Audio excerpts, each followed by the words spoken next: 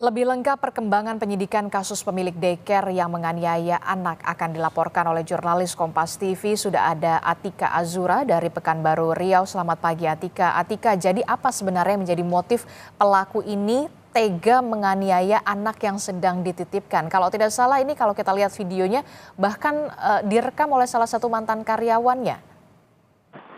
Baik, selamat pagi Adisti dan juga saudara. Memang sejatinya motif yang menjadi alasan penganiayaan di daycare di salah satu kota Pekanbaru ini, salah satunya terkuak adalah anak yang agar tidak membuang air besar atau tidak ke kamar mandi. Jadi dari pengakuan tersangka WF, tersangka mengatakan bahwasannya kaki yang dilaban serta tidak diberi makan merupakan salah satu upaya yang dilakukannya agar sang anak tidak buang air besar dan tidak ke kamar mandi. Namun alasan ini tentunya tidak bisa diterima oleh pihak kepolisian dan sampai sejauh ini sudah ada 5 orang saksi yang terus diperiksa agar pihak kepolisian Polresta Pekanbaru dapat mengetahui lebih lanjut apa motif dibalik dari penganiayaan ini.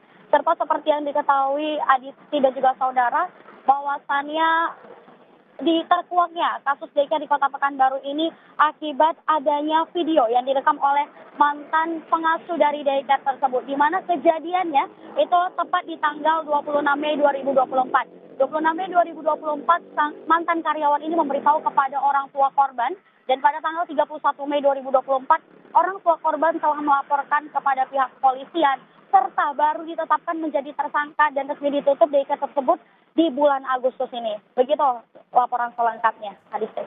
Iya, itu jadinya laporannya itu bulan Mei, tapi baru ditetapkan sebagai tersangka pemilik daycare-nya ini di bulan Agustus, begitu ada jeda 3 bulan.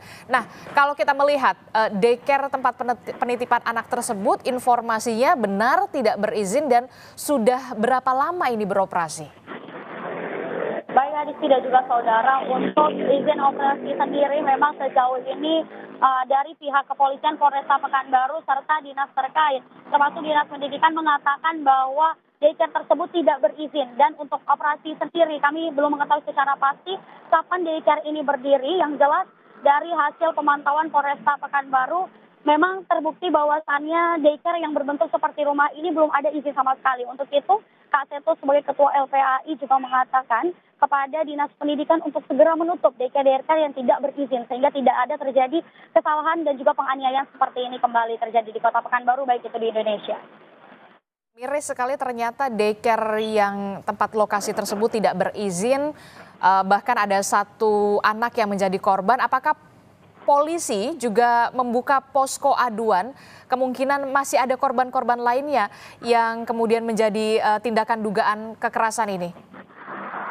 Baik saudara dan juga Adisti, memang saat ini korban sendiri masih terindikasi hanya 1 orang berusia 5 tahun, namun memang kepolisian sampai saat ini masih terus melakukan penyelidikan serta melakukan pengecekan sesuai yang dikatakan oleh Kompol dari Juwana Putra selaku Kasat Reskrim Polresta Pekanbaru, yang mengatakan bahwa akan mengecek list nama orang tua yang telah menitipkan anaknya di daycare tersebut serta memeriksa satu persatu apakah ada korban lain, karena bisa dilihat bahwasannya korban mengalami trauma yang cukup berat serta melalui penitipan tersebut korban juga mengalami gangguan traumatis yang cukup hebat serta takut untuk beranjak ke sekolah.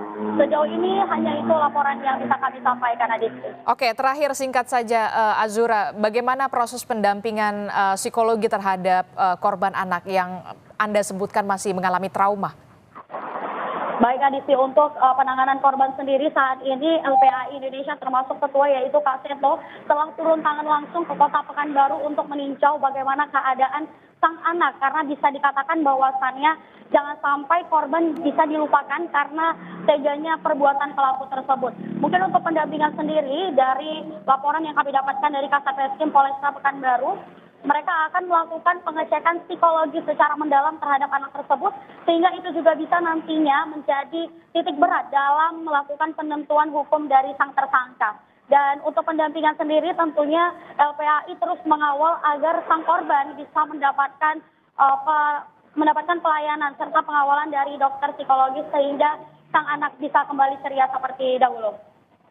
Oke, proses pendampingan psikologi ini harus terus dilakukan terhadap korban anak yang sampai saat ini memang masih trauma, termasuk juga penertiban yang dilakukan oleh polisi dan juga dinas pendidikan terkait untuk menertibkan sebenarnya daycare-daycare yang tidak berizin. Terima kasih informasinya jurnalis Kompas TV Atika Azura melaporkan langsung dari Pekanbaru Riau.